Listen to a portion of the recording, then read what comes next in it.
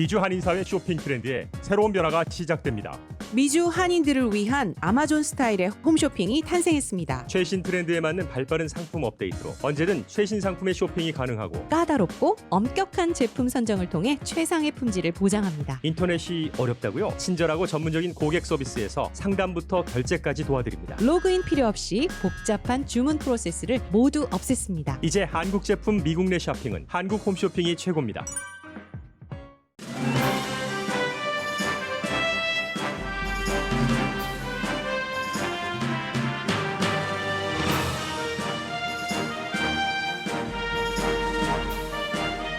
실록의 푸르름 가득 라디오 서울이 함께합니다. 강혜신의 오늘의 미국.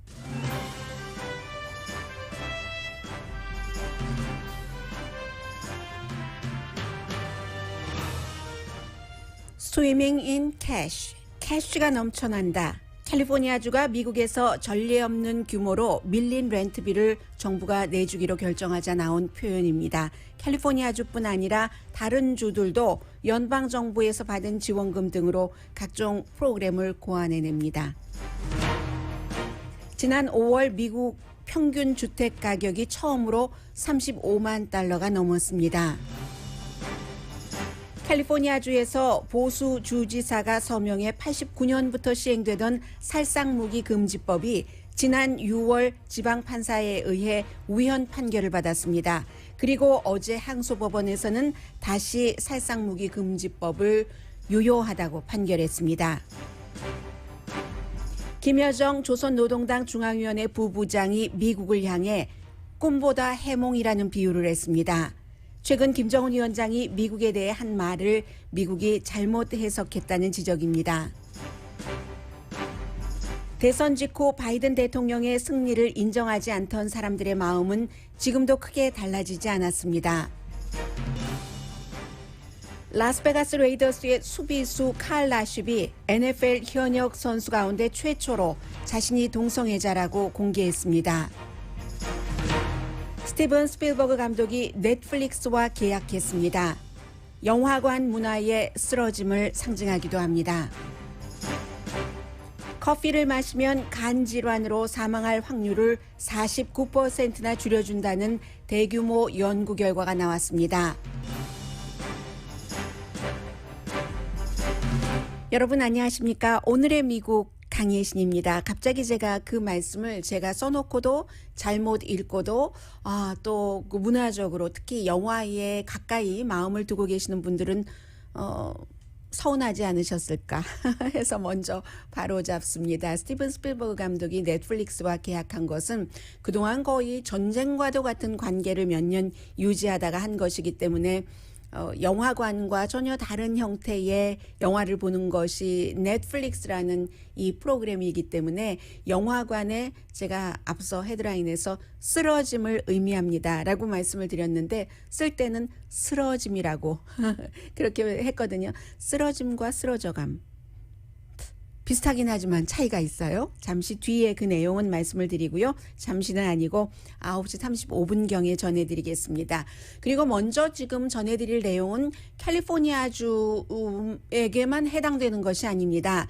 앞으로 미국의 전국에서 팬데믹 때문에 문을 닫아서 굉장히 고통받았던 사람들도 있지만 이럴 때 미국이라는 큰 나라에서 달러가 기축통화인 나라에서 달러를 찍어낼 수 있는 그 같은 능력 등등으로 연방정부에서 주정부로 돈을 지원하고 주정부는 그 돈을 어떻게 활용하는가 그러면 이에 따라서 앞으로 경제는 어떻게 될 것인가 소비 문화에까지도 연결될 수 있기 때문에 그 부분을 캘리포니아 주정부가 지금까지 팬데믹 기간 동안에 팬데믹으로 인해서 증명을 할 수 있는 상태에서 렌트비를 못 내신 분들의 렌트비를 100% 전부 내주기로 한 결정. 지금 그 연방 상원에서 최종적인 디테일을 마련 중이기 때문에 또다시 얘기가 나오겠습니다만은 캘리포니아주는 말씀드린 대로 증명이 되면은 80%가 아니라 지금까지 이제 80% 내주던 것도 있어요. 그런데 이게 관료주의가 하도 심하다 보니까 일정 금액을 책정을 해놨는데 그 일정 금액 중에서 80% 렌트비 내는 것이요. 8%밖에 아직 쓰지 못했거든요. 그런데 이번에는 그것을 100%로 더 확대를 한다는 얘기입니다. 그러니까 여러 가지 나는 왜 그럼 나도 힘들었는데 냈어 하고 억울해 하시는 분들도 계시지만 억울해 하실 필요는 없죠. 그분들이 일을 하셨기 때문에 이제 돈을 벌어서 내신 분의 경우에는 그리고 이분들은 팬데믹으로 일을 하지 못해서 렌트비를 못 냈다는 것을 증명을 하셔야지 되니까요. 광에서 인심난다는 것을 저는 생각을 했는데 비판하는 사람들도 있습니다. 그 내용도 전해드릴 텐데 미국에서는 이런 때 swimming in cash이라고 표현을 하죠. 캐시 속에서 헤엄친다는 얘기잖아요. 돈이 넘쳐난다는 얘기죠. 해서 52억 달러를 일단 이 액수로 책정을 했습니다. 거의 모든 사람들이 신청을 제대로 하면은 받을 수 있고 그 신청도 지금까지 80% 정부가 내주기로 했는데 왜 이게 8%밖에 안 됐는가? 작성을 하려면요. 32페이지짜리에 작성하는 시간만 3시간 이상 걸린답니다. 그것도 영어가 완전히 편한 사람들의 얘기고 그러니까 이번에는 이것을 한 30분 안에 작성할 수 있도록 고치고 또 언어도 영어, 한국어 당연히 들어가겠죠. 한국 분들 캘리포니아주에 많이 살고 계시니까 6개 언어로 해서 쉽게 누구나 신청을 하면은 받을 수 있도록 한다는 얘기입니다. 캘리포니아주는 팬데믹 시작되고 나서 캘리포니아 주지사가 여러 번 경고를 했습니다. 우리 주정부가 수입이 굉장히 줄어들 것이다. 그런데 아니 이게 웬걸요? 캘리포니아 주의 주정부의 세금은 아무래도 부자들이 많이 살고 또 헐리우드의 영화 기업인 걸어다니는 기업인들과 같은 사람들이 많기 때문에 봉급을 받아서 pay to check pay to 해서 이제 pay to check pay check 해서 W2 폼으로 세금을 내시는 분들보다는 자본소득세, capital gain, 주식에 투자를 했다던가 큰 건물을 팔았다가 샀다가 또 거기서 남는 차액으로 세금을 내신다던가 그런 것이 많았고 무엇보다도 테크놀로지가 굉장히 이 기간 동안 활발했기 때문에 그런 회사들의 수입이 많으니까 세금도 많이 냈고 게다 대고 연방정부에서도 보조금을 많이 받았죠. 그래서 이게 적자일 줄 알았는데 흑자인데다가 연방정부의 보조금이 있기 때문에 이렇게 지원을 할 수 있게 되는 겁니다. 도시마다 중간 그 소득을 책정하는 액수가 작기 때문에 샌프란시스코 예만 들어드리자면은 4인 가족을 기준으로 할 때 1년에 14만 6,350달러 보다 적게 버시는 분들은 이런 분은 이제 렌트비를 못 내셨다면 전부 주정부에서 렌트비를 내주겠다는 겁니다. 빅뉴스가 되고 있는 이유는요. 미국 역사상 이렇게 큰 규모로 주정부가 주민들이 렌트비를 못 냈을 때 내줬었던 적이 없습니다. 그리고 이제 100% 내주고도 돈이 남는다는 얘기예요. 캘리포니아주는. 그래서 나머지 돈은 어디에 쓰나? 교육에 쓰나? 또 유틸리티 같은 데도 또 한 20억 달러 정도는 따로 책정을 해놨는데도 또 돈이 남는다는 얘기거든요. 월요일까지 8%만 썼다는 렌탈 그 보조 프로그램이 6억 1,900만 달러가 책정돼 있었는데 이번에는 전체적으로 내준다고 52억 달러니까 굉장히 큰 돈이라는 것을 알 수 있고요. 그리고 또 120억 달러 정도는 세금이 너무 많이 거치고 우리 너무 잘 되니까 납세자들에게 어떤 형태로든 이제 돌려주고 있고 또 돌려줄 예정이고 중간층 소득자들에게도 돌아가는 혜택이라고 합니다. 구체적인 것은 이제 차차 나오겠죠. 그래서 예를 들어서 교육에 투자를 새로 하는 것뿐만이 아니라 1,000억 달러 경기 회복 패키지를 주정부에서 따로 만들었어요. 캘리포니아주 같은 경우. 그래서 호텔을 산다던가 아니면 아파트먼트를 사서 전부터 나왔었던 얘기예요. 홈리스 피플들을 그곳에서 지내게 한다던가 그리고 저소득층인데 교통 티켓을 받았을 때 교통 티켓이 얼마나 비싸요? 비싸고도 안 내는 게 아니라 잊어버리고 안 내는 사람도 있겠지만 돈이 없어서 못 내는 사람들은 벌금이 너무 많이 올라가니까 나중에는 운전면허증까지 정지되게 되죠. 이게 악순환입니다. 운전면허증 없는 사람이 운전을 하고 사고를 냈을 때 다른 사람이 입는 피해 등등 해서 지금 남는 돈을 교통 그 티켓 위반을 저소득층인 경우에 이제 탕감을 해주는 이런 형태의 것도 생각을 하고 있고요. 물론 장기적인 그런 그 계획이 되지 않기 때문에 비난하는 사람들이 많습니다. 가장 대표적으로 비난하는 사람이 케빈 폴커너라는 전에 샌디에고 시장을 지냈고 케빈 뉴섬 캘리포니아 주지사 이 팬데믹 때 이렇게 일을 잘 못하고 소환을 해야지 돼 하는 것에 앞장서서 일했었던 사람입니다. 임시 방편이다. 캘리포니아주에서 뭐 지난 10년 동안 나간 사람이 거의 100만 달러래요. 왜 이렇게 사람을 제가 돈으로 봅니까? 한 분도 100만 달러보다 수천 배 더 비싼 값으로 구태여 치자면 그런데 90만 명이 캘리포니아주에서 다른 곳으로 갔습니다. 일자리 때문에도 그렇고 또 집값이 너무너무 비싸기 때문에 그렇기도 이런 장기 대책을 세워라라고 얘기를 하고 주지사 같은 경우는 장기 대책을 세우려면 당장 장기 대책만 세우고 지금 식당 때문에 문이 닫아서 위험해서 일하지 못하는 그곳에서 일하시던 종업원들은 어떻게 할 것이며 우버 드라이버 지난해 완전히 일을 못 하셨잖아요. 여행업계에서 일하시는 분들도 마찬가지고 그런 것들부터 지금 처리를 하고 또 캘리포니아주에서 날마다 11만 4천 명이 자동차에서 잠을 자거나 길에서 잠을 잡니다. 홈리스죠. 팬데믹으로 홈리스 더 늘어났습니다. 중간 주택값이 지금 뭐 캘리포니아주는 뭐 거의 뭐 70만 달러 정도는 되니까 콘도까지 합치면 조금 낮아지긴 하겠지만요. 그래서 캘리포니아주에 살고 있는 주민들의 27.3%가 수입의 반 이상을 렌트비에 냅니다. 미국에서 세 번째로 비싼 곳이에요. 뭐 샌프란시스코 그쪽이 비쌀 것이고요. 뉴욕이 비쌀 것이고요. 그래서 전까지만 한 10년 전까지 5년 전까지만 하더라도 집 주택에 들어가는 비용은 전체 버는 돈에 매달 버는 돈의 3분의 1 이상을 넘으면 안 된다 하는데 지금 거의 3분의 1의 캘리포니아 주민이 버는 돈의 반 이상을 렌트비에 낼 정도로 집값도 비싸고 렌트비도 비싸고 해서 홈리스가 됐으니까 이런 사람들 도와주고 그리고 렌트비를 못 내서 또 홈리스 피플이 될 만한 그런 사람들을 도와주고 장기적인 계획을 시작하자 이렇게 지금 얘기를 하고 있는 겁니다. 연방정부에서 렌트비 보조금으로 50억 달러 정도를 받았어요. 캘리포니아주가 이렇게 저렇게 해서 받았는데 인구비로 받는 거죠. 그렇기 때문에 여기서 그 인구 센서스의 중요성을 다시 한번 말씀드리고요. 올해 초부터 캘리포니아주가 연방정부에서 받은 렌트비 보조비 가장 많고 그 다음이 인구가 많은 텍사스주입니다. 선거인단 숫자하고도 일치가 되고 있죠. 그래서 이제 캘리포니아주가 퇴거를 못하도록 6월 30일 이달 말에 마감인데 이것도 지금 막바지 협상들을 하고 있습니다. 어떻게 할 것인가? 이걸 더 연장은 당연히 될 것 같고요.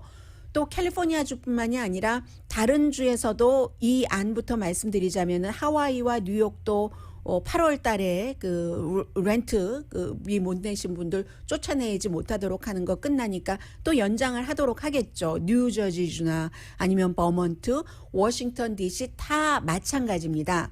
그러면 돈 흑자가 난 부분에 대해서 캘리포니아주만 렌트비 보조 같은 것으로 이렇게 많이 쓰는가? 그건 아닙니다.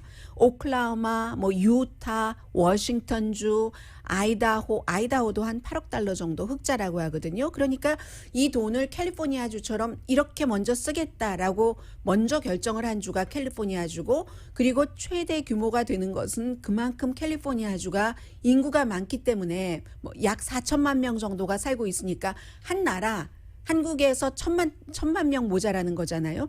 그렇기 때문에 캘리포니아주가 가장 큰 액수를 렌트비를 보조하는 그런 주가 되는 거고요. 그래서 주마다 캘리포니아주처럼 렌트비를 보조를 먼저 하기로 하는 결정하는 주도 있고 뭐 팬데믹 기간 중안에 렌트비를 못 내서 홈리스가 될 그 하우스 리스가 되실 분들이 많지 않은 주에서는 교육기금이라든가 아니면 뭐 예술기금 같은 것으로 쓰는 그런 곳들도 있습니다. 조지아주의 경우는 가정당 15,000달러씩을 지원한다면서요. 캘리포니아주는 이렇게 렌트비를 직접 내주고 뭐 체크 받으신 분들도 계세요. 주정부 체크. 그리고 오레곤주에서는 제한 없이 최대 12월 달까지 렌트비 밀린 것을 내준다고 하고 그 렌트비가 $1,000든 $5,000든 상관없이 몇 개월, 12개월을 내준다는 겁니다. 그러니까 이게 공화당에서 그런 말을 하는 것도 일리가 있죠. 아니 팬데믹 기간 동안에 팬데믹으로 이리저리 해서 연방정부에서 주정부에 돈을 지원했더니 돈을 이렇게 쓴단 말이야? 우리가 뭐라 그랬어? 이 말을 할 만도 합니다. 충분히. 그런데 그 당시에는 캘리포니아주를 포함해서 모든 주가 다 경기 불황 흑자의 것이라고 생각을 했는데 흑자가 아니라, 그리고 이미 돈이라는 것은 뭐 백악관에서만 그렇게 하라고 해서 하는 것이 아니라 의회에서 다 통과된 것이기 때문에 예산에 대해서 배당해주고 이미 지급한 돈을 뺏을 수는 없잖아요. 그래서 지금 이렇게 쓰게 되는 것이고, 또 기간 산업에 대해서는 그럼 기간 산업 이제 필요 없어. 정부들이 돈이 저렇게 많이 남아 돌아가서 이러니까 백악관에서 하는 얘기가 일부 주는 저렇게 흑자가 돼서 여러 가지 주정부에서 지원하는 것도 있지만 또 많은 주는 아직도 흑자고 허덕이고 있기 때문에 기간 산업으로 이런 때는 연방정부에서 큰 돈을 써서 일자리도 만들어내야지 된다라고 얘기를 하고 있습니다. 그래서 공무원 숫자를 줄인 주들도 많이 있거든요. 그래서 이 부분은 캘리포니아주는 적어도 앞으로 렌트비를 안 낸 것을 걱정하시던 분들이 얼굴을 조금 피고 다니실 수 있게 됐고요.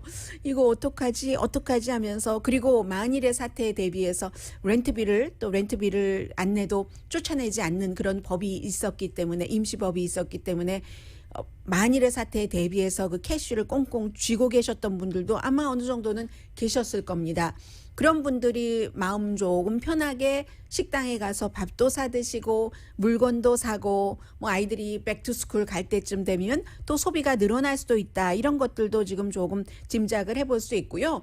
그리고 주택값을 낼 수 없는 게 캘리포니아주는 너무 쉽게 이해가 됩니다.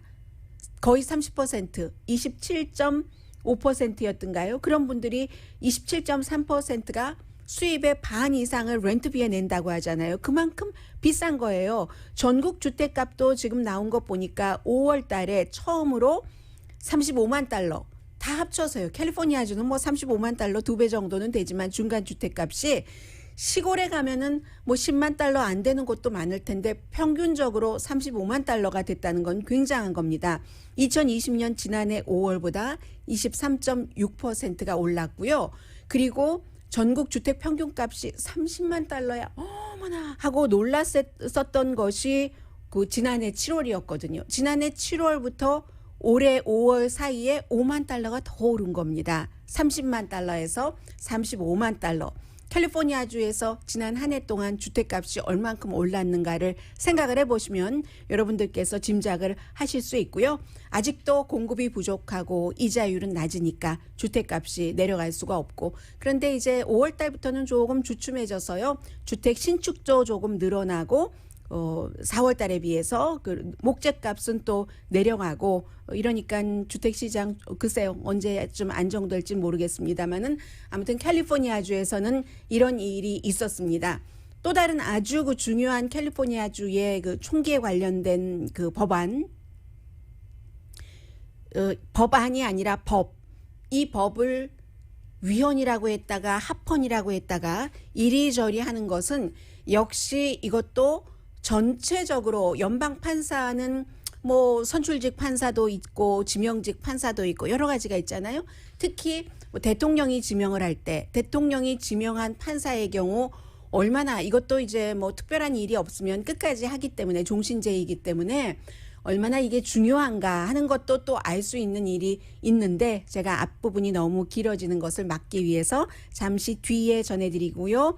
오늘의 미국은 전문가가 추천하는 이민법, 가정법 전문 제인정 종합법률사무소, 미주류 언론과 유명 인사들을 감동시킨 미주 판매 1위 카후나 마사지 체어, 한인 기업의 자랑 카후나 마사지 체어, 코지다운 갤럭시 거위털 이불은 잠이 솔솔 오게 하는 기능성 거위털 이불, 거위털 이불 전문회사 코지다운, 언제 어디서나 내 맘대로 골라보는 한국 TV, 한국 쌍방울이 만든 최고의 KF94 방역 마스크 트라이를 미주 최초로 출시한 한국 홈쇼핑 공동 후원입니다. 잠시 뒤에 뭐 여러 가지 중요한 뉴스들이 있네요. 전해드리겠습니다.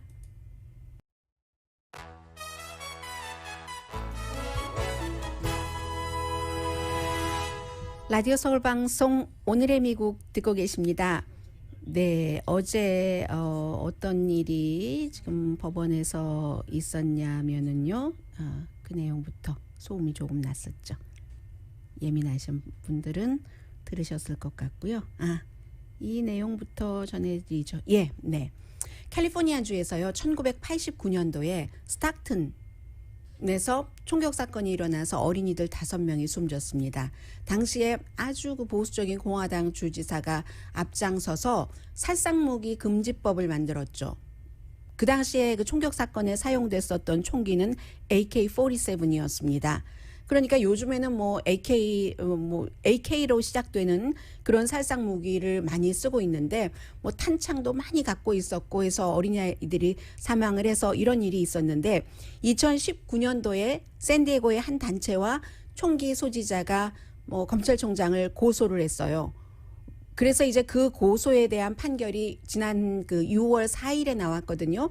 연방 그 남부지방법원 연방 판사 로저 베니테즈라는 판사가 89년에 이렇게 돼서 30년 이상을 살상 무기를 캘리포니아주에서는 금지를 시켰었는데 그게 위헌이라는 판결을 내렸습니다. 그리고 어제 이 판결을 뒤집었는데 먼저 6월 4일에 이 베니테즈 판사가 이 살상 무기를 금지하는 것이 위헌이라고 얘기한 이유는 살상 무기가 우선 기본적으로 대량 살상을 이것을 금지시킨다고 해서 대량 살상을 막지 못한다. 그리고 두 번째는 AK-47과 같은 살상 무기를 스위스 나이프에 비교를 했어요. 남자분들이 많이 갖고 다니시는 이 하나의 이 나이프에 이렇게 접어서 피면 여자분들도 다 아시죠? 스위스 나이프 이것저것 다 들어있어서 하나만 딱 넣으면 되는 그 정도로 필요하다는 얘기인지 비유를 했고 그리고 살상 무기는 그 전쟁에서 적을 많이 가능한 한 빠른 시간 안에 많이 적을 쓰러뜨리기 위해서 이땐 쓰러뜨리는 거네요. 쓰러지는 게 아니라 쓰러뜨리기 위해서 만든 그 목적이잖아요. 목적 자체가. 그런데 이 판사는 6월 4일에 판결을 내리면서 살상 무기는 전쟁에서도 좋고 집에서도 좋다. 방어용으로 좋다는 얘기겠죠. 그렇게 얘기를 했습니다. 그 뒤에 주 관계자들이 비난을 하고 총기 폭력의 피해자들이 비난을 하고 총기 규제를 주장하는 사람들 게빈 뉴섬 주지사 그 판사를 엄청 비난을 했습니다. 부시 대통령에 의해 지명이 됐었던 판사죠. 그리고 그때 그 같은 판결 살상 무기가 금지가 위헌이라는 거예요. 그렇게 판결을 하면서 항소할 수 있는 기간을 30일 드리겠습니다 하고 판결을 내렸죠. 캘리포니아주의 검찰총장이 당장에 항소를 했죠. 이 랍 본타 검찰총장이 항소를 해서 제9항소법원이 어제 6월 4일에 하급법원이 남부지방법원 판사가 내린 그 판결에 효력 정지를 시켰거든요. 지방판사는 1명이고 제9항소법원은 이번에 일단은 3명입니다. 나머지 이제 그 전체적인 항소법원 판사에 또 가고 이 내용은 결국은 어쩌면 연방 대법원까지 갈지도 모릅니다. 총기 소지를 주장하는 사람들이 계속 주장을 하게 되면은요. 그래서 이제 제9항소법원 3명 판사는 한 사람은 빌 클린턴 전 대통령이 지명을 한 사람이고 또 두 번째는 버락 오바마 전 대통령이 지명을 했고 세 번째는 공화당인 또 총기 그 권리를 굉장히 주장을 했었던 트럼프 전 대통령이 그 지명을 한 판사였습니다. 그래서 이 3명의 항소법원 판사의 판사는 전부 만장일치로 계속 말하자면 살상 무기 금지를 해야지 된다는 판결을 낸 거죠. 이렇게 되니까 다시 총기 그룹이 울고 게빈 뉴섬 주지사가 웃고 검찰총장이 웃게 됐는데 말씀드린 것처럼 여기서 또 끝이 아니라 결국은 이 문제도 연방 대법원까지 가게 될 것 같다. 이런 생각을 해볼 수 있는 거죠. 그리고는 이제 그 판사가 그 자리에 있다는 것이 정말 30년 넘게 지속해왔던 살상 무기를 일반 사람들이 왜 가지고 다녀 하는 그 판결을 한 사람의 판사가 확 뒤집을 수도 있고 그 뒤집혀진 것을 나머지 3명의 판사가 또 뒤집고 또 나머지 부분은 어떻게 될지 모르겠습니다. 연방대법원까지 가면은 연방대법원이 또 역시 마찬가지로 6명이 공화당 또 보수 총기 권리를 주장하는 사람이 많다 해서 이게 연방대법원에 가면은 뭐 살상 무기도 가지고 다니고라고 할 것이야 라고 상상하는 사람들이 많을 수 있지만 최근에 여러 번의 판결에서 봤듯이 연방대법원이 어떻게 판결을 내릴지는 쉽게 판단할 수는 없는 것이고, 이 경우는 그냥 모든 총기 소지를 금지한다는 것이 아니라 일반인들이 자기 보호용이라든가 사냥 뭐 이런 것으로 할 때도 취미도 있고요. 사격. 그럴 때도 살상 무기까지 써야지 되는가? 뭐 그런 뭐 AK, 뭐 AR 이런 형태로 그렇게에 대한 판결은 아무도 알 수는 없는 거죠. 간단히 말씀드리면 이 이슈는 어제 말씀드렸던 것에 하나만 보태면 되는데, 먼저 김정은 위원장이 며칠 전에 이 노동당 회의에서, 전원회의에서 미국과 대화와 대결을 동시에 준비해야지 된다라고 얘기를 했고, 그 내용에 대해서 한국에서는 이제 그 남북 화합 또 문재인 대통령의 대북 정책을 지지하시는 분들, 뭐 그런 많은 분들은 뭐 민주평통 뭐 부회장이라든가 수석 부회장이라든가 뭐 이런 많은 분들은 이것은 대화 앞선 것에 더 강조를 해야지 된다라고 얘기를 했고, 뭐 그 밖에 많은 분들은 뭐 두 가지가 다다. 저는 여러분들께 그대로 전해드렸습니다. 대화와 대결이라고 했다. 일부에서는 대결만 강조한 곳도 있어요. 후자를 더 강조한 사람이 있고 전자를 강조한 사람이 있고, 저는 이렇게 말을 했다라고 말씀을 드렸는데, 그래서 미국에서 성킴 지금 대북 특사나 또 그 잭 설리번 국가안보보좌관이나 아주 좋은 일이다, 희망적이다, 빨리 대화하자, 일단 조건 없이 언제 어디서든 이렇게 얘기를 했는데, 그러자 김여정 김정은 위원장의 동생이고 조선노동당 중앙위원회 부부장이 담화라는 성명을 발표를 했습니다. 아주 짧은 성명이에요. 짧은데도 미국에서 주목합니다. 뭐 네 문장이기 때문에 읽어드리겠습니다. 미국 백악관 국가안보보좌관이 우리 당 중앙위원회 전원회의가 이번에 천명한 대미 립장을 흥미로운 신호로 간주하고 있다고 발언하는 보도를 들었다. 잭 설리반이 한 얘기예요. 조선 속담에 꿈보다 해몽이라는 말이 있다. 미국은 아마도 스스로를 위안하는 쪽으로 해몽을 하고 있는 것 같다. 스스로 잘못 가진 기대는 자신들을 더 큰 실망에 빠뜨리게 할 것이다. 전문입니다. 그런데 잘못된 해몽을 하는 내용이 무엇인지를 얘기하지 않았고, 자신들을 더 큰 실망에 잘못된 기대를 갖고 있는 자신들을 실망에 빠지게 할 것이다. 이게 어떤 실망인지도 얘기하지 않았습니다. 다만 미국이 지금 김정은 위원장의 발언을 잘못 해석을 하고 있다고 하는 거거든요. 그러니까 뭐라고 말하기 참 지금 애매모호한 겁니다. 그런데 전에는 예를 들어 전혀 반응을 하지 않았다던가 그런 곳에서부터 조금씩 움직이고 있는 것. 이게 이제 바이든 대통령이 취임하고 나서 1월 25일부터 지금까지 몇 개월 이르는 동안에 있었던 진전이라면 진전입니다. 선거가 끝난 때가 언제예요? 그런데 아직도 3분의 1이 부정선거였어.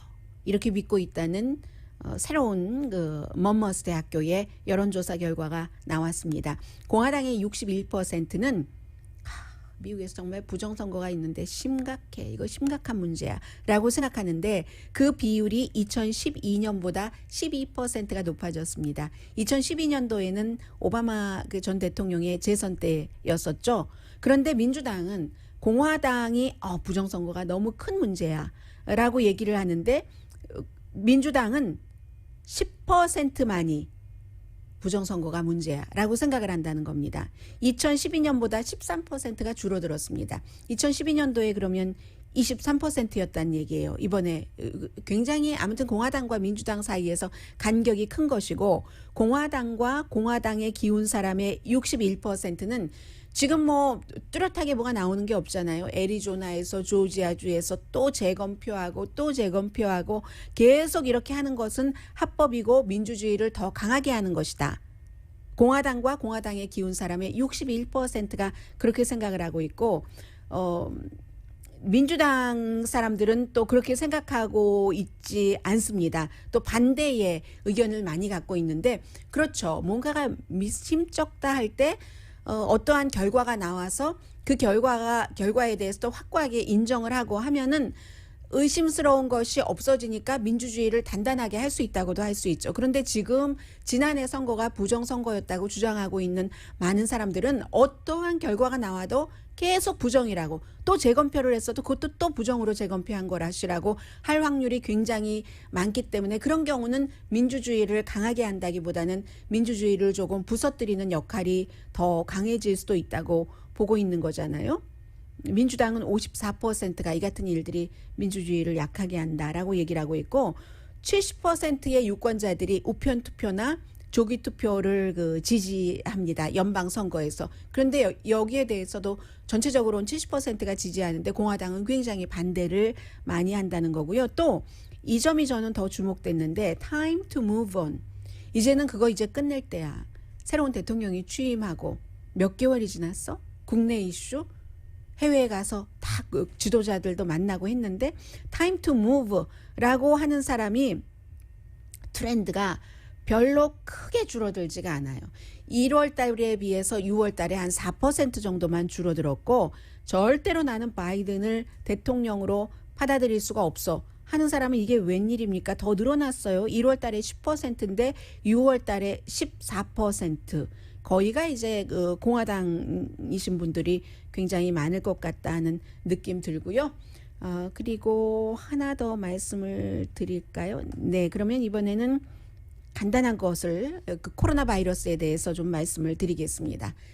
지도자를 잘 뽑아야지 돼요. 글쎄 이 부분에 대해서도 시원하게 잘하네 하고 생각하실 분들도 계시겠죠. 근데 숫자상으로 많을 것 같진 않아요.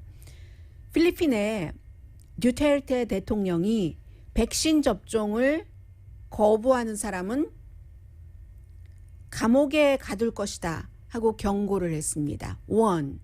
워닝을 줬어요. 백신 접종 받지 않는다고 해서 미국에서도 물론 이 정도까지는 하죠.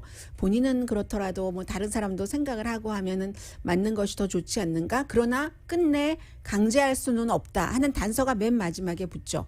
필리핀의 이 독재자인 뭐 사람을 처형하는 것을 굉장히 살해하는 것도 좋아하는 뭐 살해라고 표현할 수 있는 정도죠. 그런 그 대통령은 감옥에 가둘 것이라고 경고를 했습니다. 그리고 미국은 이제 6월 말까지 해외에 8천만 도수를 기부를 하겠다라고 했는데 6월 말까지 다는 못 지킨다는 얘기예요. 그렇다고 뭐 기부를 하지 않겠다는 얘기는 아니고 미국은 지금 코로나 바이러스가 줄어들고는 있어요. 2020년 3월 이후에 가장 낮습니다. 발생률이. 그런데 문제는 젊은이죠. 요즘 방학했다고 대학생들 다 집에 와서 친구들이랑 놀고 집에는 의무적으로 잠깐 오고 또 거처이긴 하지만 친구들과 며칠씩 여행 갔다가 잠시 와서 짐 꾸려서 또 가고 하고 그러는 경우가 많잖아요. 젊은이들이 문제라는 거고요. 그리고 새로운 확진 케이스의 적어도 14%는 인도에서 시작된 델타 바이러스, 변이 바이러스인데 이게 지금은 전체적으로 14%고 서부 지역이나 이런 데는 좀 더 많거든요. 많은데 더 빨리 확산이 되고 있기 때문에 앞으로 몇 주일 안에 캘리포니아주를 포함한 많은 주에서 이제 코로나 바이러스 확진자다 하면은 델타 변이 바이러스일 확률이 좀 높다 이런 얘기 나오고 있습니다. 잠시 뒤에 경제와 관련된 뉴스 등 전해드립니다.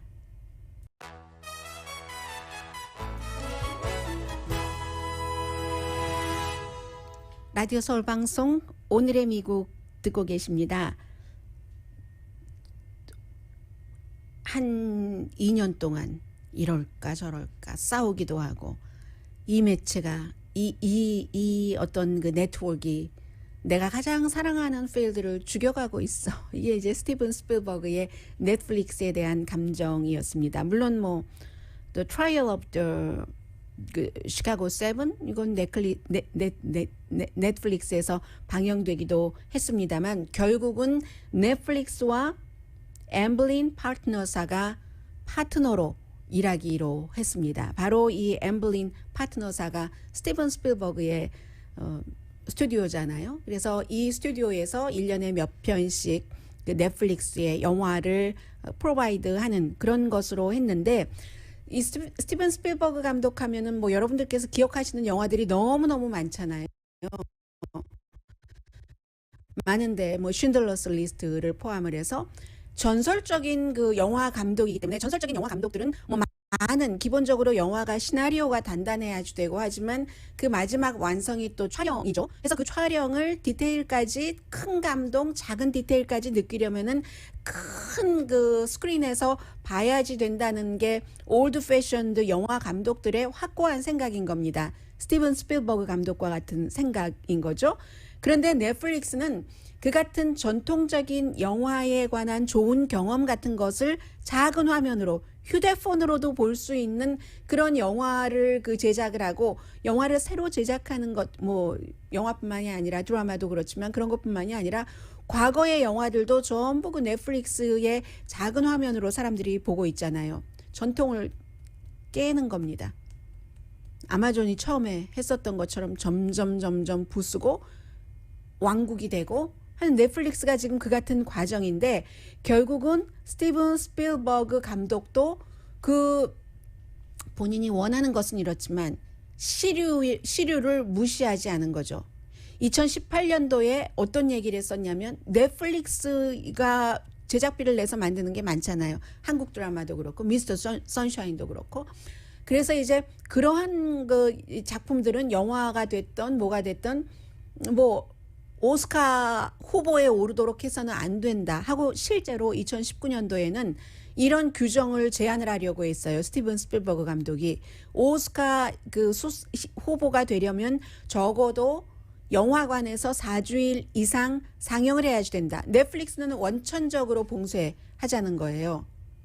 에미상은 오케이. 뭐 텔레비전 작은 화면으로 하는 거니까 그렇게 얘기를 하다가 결국은 나중에 뭐 여러 가지 반대에 부딪히고 해서 그 제안도 공식적으로는 하지 못했다고 하는데 영화관이 살아남기를 원하는 사람. 영화가 그 경험에 어떤 그 경험의 아름다움과 뭐 인간의 오감, 육감, 칠감까지 상상까지 포함해서 다 그 발휘될 수 있는 그런 장인 영화관이 살아남기를 원하는 건데 결국 거기서 이제 뭐 굴복했다고도 볼 수 있고 아니면 언젠가는 넷플릭스가 또 영원하겠어요. 이렇게 가다가는 이거 충분히 해봤더니 질리네 하면서 다시 빅 스크린으로 가는 날이 올지도 모르죠. 저는 회사에서 비교적 가까운 그 아크라이트 그 헐리우드 선셋 블루버드에 있는 영화관을 자주 갔었는데 넓고 하니까 쾌적해서요. 특히 이제 혼자 영화 보고 하기는 좋거든요. 타닥타닥 붙어 있고 뭐 이렇지 않으니까 들어가는 입구부터. 그런데 이제 그 영화관도 문을 닫는다고 하니까 어머나 하다가 저도 요즘은 뭐 영화를 본다던가 할 때 스티븐 스필버그 감독과 같은 생각을 했었는데 끝까지 가다 보면은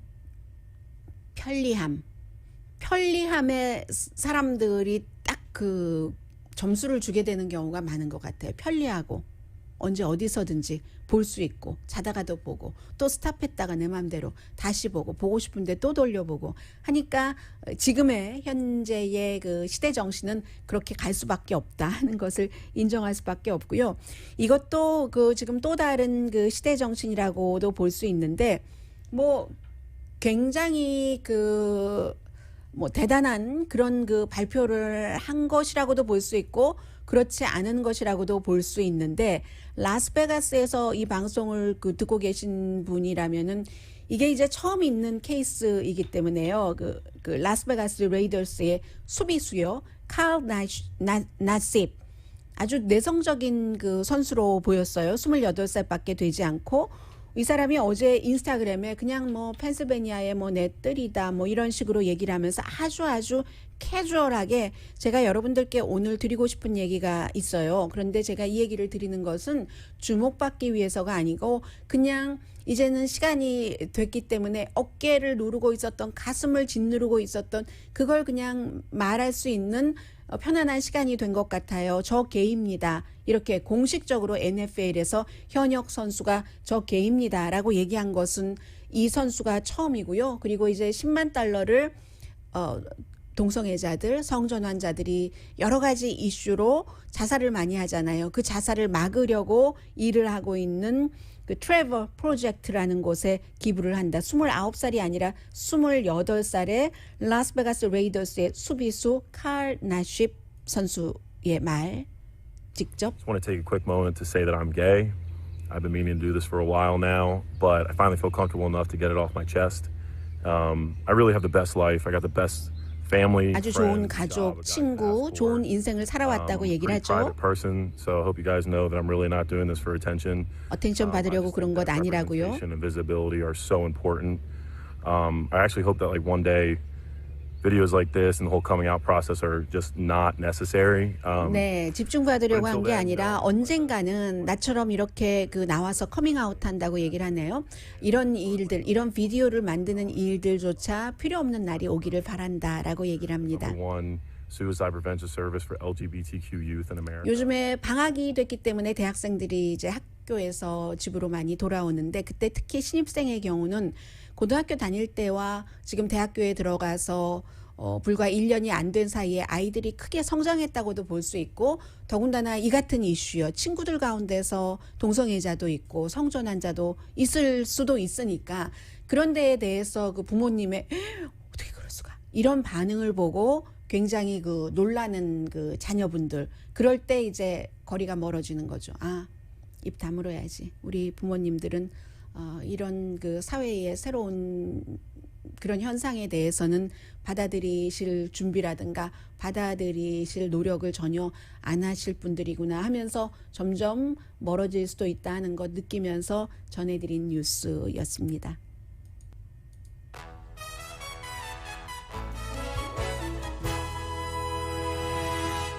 라디오 서울 방송 오늘의 미국 듣고 계십니다. 제법 그 규모가 크기 때문에 전해드립니다. 얼마 전에도 이 같은 그 조사가 나왔었는데 영국 사람들에게는 간 질환 사망률이 굉장히 높거든요. 3위라고 합니다. 원인의 사망 원인에 해서 1000만, 10만, 49만 4,585명 40세에서부터 69세를 대상으로 조사를 했는데 하루에 한 서너 잔씩 커피를 드시는 분들이 커피를 드시지 않는 분들에 비해서 간 질환으로 사망할 확률이 49%가 줄어든답니다. 뭐 에스프레소건 뭐 인스턴트 커피건 상관없이 이제 커피에 들어있는 여러 가지 성분 때문에 그렇다는 건데요. 여기 그룹을 뭐 30만 명, 38만 명은 커피 드시는 분, 또 10만 명 정도는 커피를 안 드시는 분들을 11년 동안 3,600케이스, 간질환 케이스를 쭉 조사를 해서 물론 몸무게라든가 술, 담배 이런 것까지 다 연관을 해서 했는데 하루에 뭐 서너 잔 이상은 별 효력이 없기 때문에 그 이상은 그런데 왜 그러는가 자세히 왜 이런 일이 나올까 하는 것까지는 아직 증명하지 못했다고 하니까 커피를 한두 잔 드시는 것까지 몸에 나빠 하실 필요는 없다고 그 정도로 받아들이셔도 괜찮을 것 같습니다.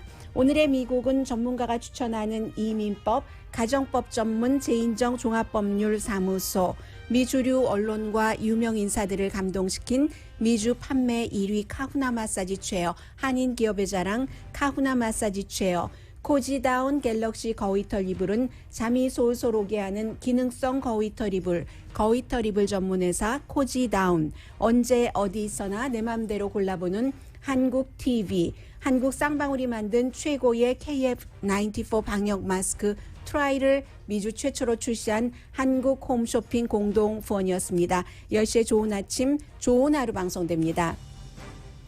뉴욕타임즈에서 일하던 세 사람이 따로 미디어를 만드는데 유일하게 그 미디어에서는 미래의 일, 미래의 워크 여기에만 포커스를 둔답니다. 최근에 뭐 뉴욕타임스나 블룸버그 뉴스나 월스트리트저널이 많이 보도를 했었던 거거든요. 자꾸만 미래는 영원히 사라지지 않는 사람들의 호기심이기도 합니다. 강희신이었습니다.